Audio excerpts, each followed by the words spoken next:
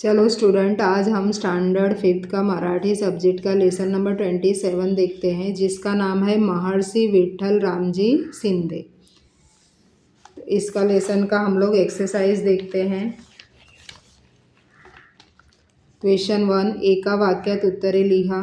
विठ्ठलचा जन्म कोणत्या गावात झाला होता? मतलब विठ्ठल का जन्म कौन से गांव में हुआ था? विठ्ठलचा जन्म जमखंडी या गावात झाला होता। विठ्ठल कोणकोणते खेळ खेळत असे? मतलब वो कौन कौन सा खेल खेलते थे? विठ्ठल हुतुतू, खो खो, सूरपारंब्या हे खेळ खेळत असते। मतलब ये वाला खेल खेलते थे। विठ्ठलच्या आजोबांनी दुष्काळाच्या वेळी गोरगरिबांना कोणती मदत केली? मतलब उसके जो आजोबा थे, आजोबा मतलब दादाजी, उन्होंने जब दुष्काळ हुआ तो गरीबों को क्या मदद की? दुष्काळच्या वेळी विठ्ठलचे आजोबा दररोज सकाळच्या वेळी कट्ट्यावर बसून गोरगरिबांना मक्यांचे दाणे वाटत असत। मतलब जितने भी गरीब थे उस टाइम पे उन्होंने मक्का का दाना बांट रहे थे सबको। महर्षि विट्ठल रामजी शिंदे यानी आयुष्यभर कोणते कार्य केले? मतलब उन्होंने अपने पूरा जीवन भर कौन सा काम किया? तो महर्षि विट्ठल रामजी शिंदे यानी आयुष्यभर समाज सुधारणेचे कार्य केले। मतलब समाज सुधारण का काम किया। विठ्ठलाच्या हृदयावर आयुष्यभर कोणता ठसा उमटला होता? तो विठ्ठलाच्या हृदयावर आयुष्यभर संत तुकारामाच्या अभंग वाणीचा ठसा उमटला होता। नेक्स्ट क्वेश्चन है, योग्य पर्यायापुढे राईट अशी खूण करा। गोरगरीब लोक विठ्ठलाला आशीर्वाद देत असत कारण, नेक्स्ट वाला आंसर इसका राईट है, तो आजोबा बरोबर गोरगरिबांना मक्यांचे दाणे वाटत असे। नेक्स्ट क्वेश्चन, जेवताना एके दिवशी भिकारी दाराशी आला तेव्हा, फर्स्ट वाला आंसर, विठ्ठलने जेवणाचे ताट त्या भुकेल्या माणसाला दिले।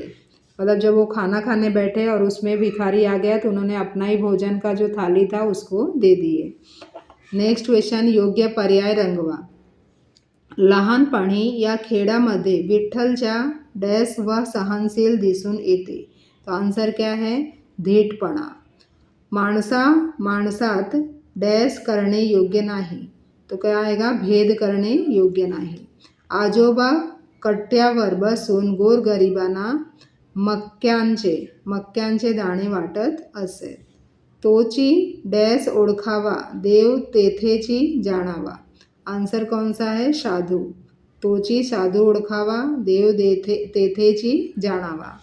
नेक्स्ट क्वेश्चन दिया है, पुढील शब्दांचे विरुद्धार्थी शब्द लिहा। जन्म मरण, दानशूर कंजूस, योग्य अयोग्य, लहान मोठे, पुढे मागे, दयाळू क्रूर, आवड नावड, भेद साम्य, दुष्काळ सुकाळ। नेक्स्ट क्वेश्चन है, कंसात दिलेल्या शब्दांच्या विरुद्ध अर्थ असलेला शब्द वापरून पुढील वाक्य पूर्ण करा। डोंगर पर्वतापेक्षा छोटा आहे। छोटा का क्या आएगा? मोठा। मतलब मोठा दिया है तो उसका ऑपोजिट लिखना है हमें। विरुद्ध अर्थ बोला है तो ऑपोजिट अर्थ। हरवलेला चेंडू सापडल्याने मला खूप दुःख, क्या आएगा? आनंद झाला।